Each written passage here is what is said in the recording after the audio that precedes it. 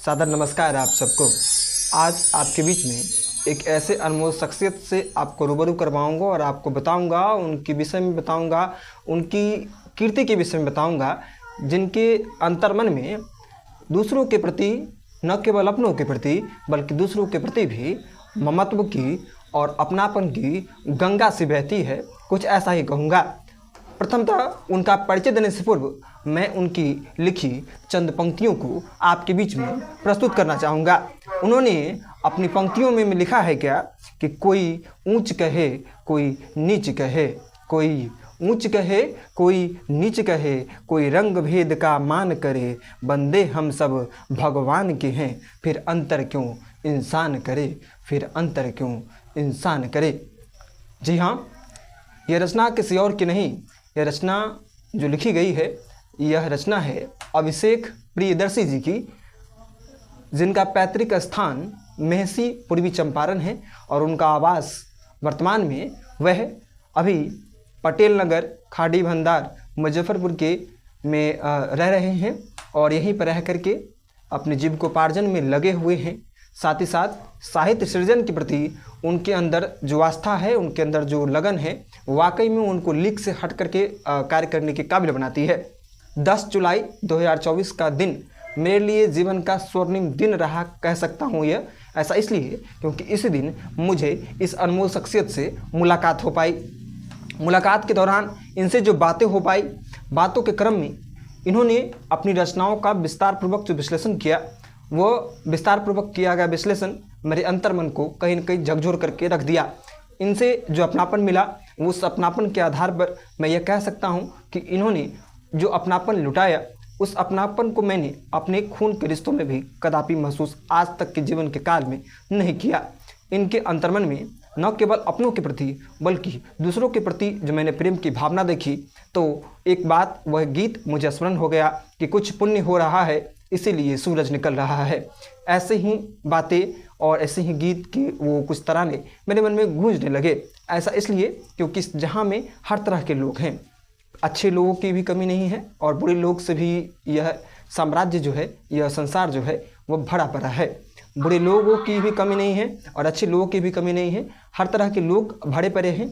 मगर हमारे अंतर्मन में यदि कहीं ना कहीं आस्था है दूसरों के प्रति, तो निश्चित रूप से हमारा भी भला होता है। यदि हम किसी के लिए मदद के लिए हाथ बढ़ाते हैं तो कोई न कोई मोड़ पर हमारी मदद के लिए भी कोई न कोई शख्स खड़ा होता है। जी हाँ, तो कहीं न कहीं इन्हीं बातों को कहीं न कहीं उनका व्यक्तित्व समेटे हुए था। जैसा कि उनसे मिलने के वक्त मुझे महसूस हुआ, अभिषेक प्रियदर्शी साहित्य जगत के एक अनमोल सितारे हैं और भविष्य में साहित्य जगत में जो वह कुछ करेंगे वो वाकई में कहीं न कहीं निश्चित रूप से उनको लीक से हट करके शख्सियत के रूप में खड़ा करेगा। और उन्होंने अपने जीवन के अनुभवों का जिक्र किया, उनके जीवन में जो पीड़ाएं उनको मिली, जो दर्द मिला, उसका भी उन्होंने जिक्र किया कि किस प्रकार वो दुर्घटनाग्रस्त हो गए और उनकी स्थिति अत्यंत दयनीय थी। इसके बावजूद ईश्वर की कृपा, माता पिता का मंगल आशीर्वाद जब हमारे साथ होता है तो मुश्किलें हमारे हौसलों को तोड़ती नहीं है।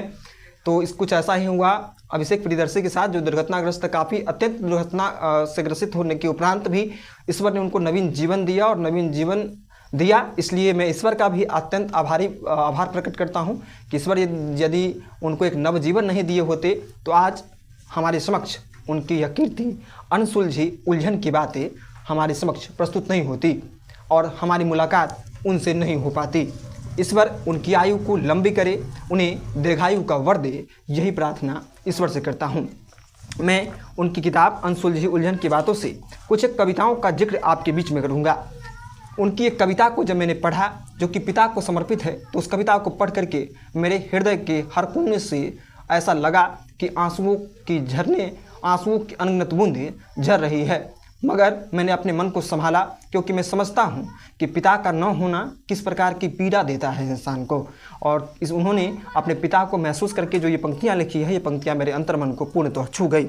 मुझे लगता था, अब तो यकीन हो गया है कि मेरा अब कोई ठिकाना नहीं, अब मैं चुप छिप करके भी फिर कोई काम नहीं करूँगा। मुझे यकीन नहीं होता, लगता ही नहीं कि जिन होठों से तुम चूमते थे, दुलारते थे, प्यार करते थे, उन्हीं होठों से मैंने सुलगती लुआठी छुआई है। अपने पिता को याद करते हुए उन्होंने ये पंक्ति जो लिखी है, यह पंक्ति कितनी हृदय विदायक है, सुन लीजिए। जब पिता का देहांत होता है तो जब बड़ा पुत्र जब मुखाग्नि देता है अपने पिता को, तो मुखाग्नि देने के क्रम में हम लोग अपने पिता के मुख के पास लुआठी को जा करके छुआते हैं और अपने पिता को मुखाग्नि देते हैं। वो कितना पीड़ादायक स्थिति होता है, इसका किस प्रकार उन्होंने मार्मिक चित्रण किया है, इस कविता को पढ़ते हुए मेरे भौएं जो हैं वो सिहर रही हैं। जो पिता मुझे चूमते थे, दुलारते थे, जिन होठों से तुम चूमते थे, दुलारते थे। पिताजी जिस होठों से हमें चूमते थे, दुलारते हैं, और उन्हीं पिता को जब हमें मुखाग्नि देनी पड़ती है तो किस प्रकार की पीड़ा महसूस होती है उस संतान को। उस पीड़ा का किस प्रकार उन्होंने वर्णन किया। उन्होंने कहा, अगली पंक्ति में उन्होंने लिखा है, जिसके बाद तुम्हारे बदन पर लुआठी छुआने के बाद क्या किया गया, तो जिसके बाद तुम्हारे बदन पर सूखी टहनियाँ डाल करके दूर कर दिया, मेरे पास से खाक कर दिया गया तुमको। अब तुमको कैसे मैं अपनी गोद में भेजूँगा, कैसे मैं वापस लाऊंगा। ये क्या यार, क्यों तुम मुझसे बहुत दूर चले गए। क्या यार के बाद पंक्तियाँ नहीं हैं, मैंने इस पंक्ति को अपने मन से जोड़ा है। किस प्रकार एक संतान, एक पुत्र अपने पिता को याद करते हुए इन पंक्तियों को लिख रहा है कि पिता, मैंने तुम्हारे बदन पर लकड़ियाँ रख करके मैंने तुमको खाक कर दिया, अब मैं कैसे तुमको प्राप्त करूँगा।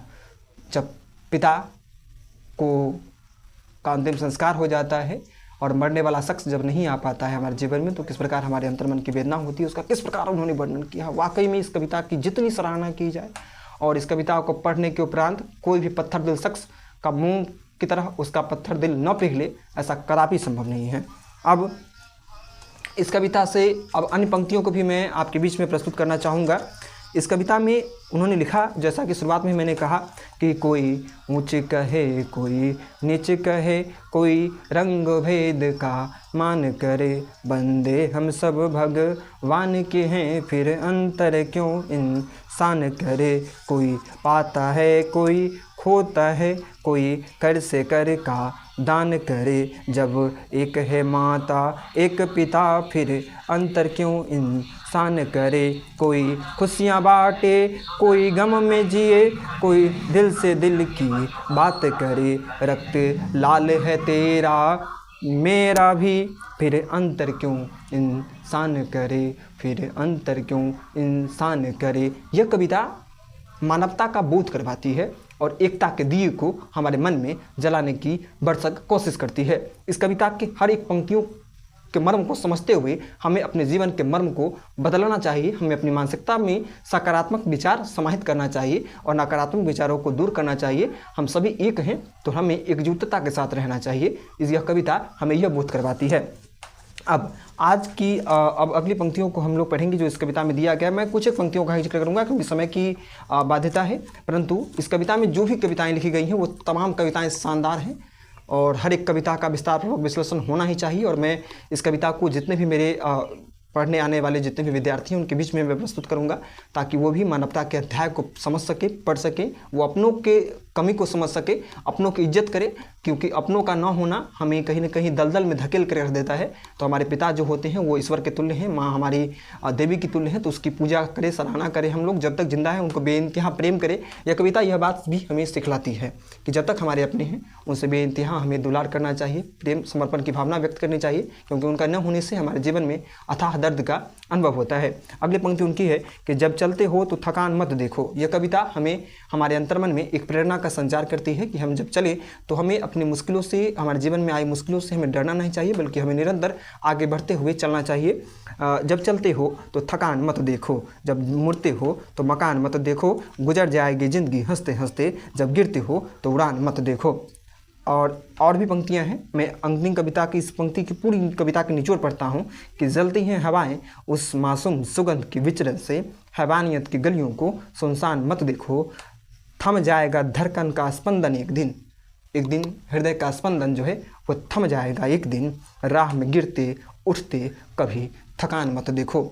जब राह में जब गिरते हो और फिर उठते हो तो उस वक्त में थकान मत देखो, और थकान देखोगे तो थक करके वहीं चकनाचूर हो जाओगे और जीवन में कुछ नहीं कर पाओगे। इसलिए मुश्किलों से घबराओ नहीं, मुश्किलों से डट कर सामना करो, डर कर नहीं। यह कविता हमें इस बात की सीख देती है।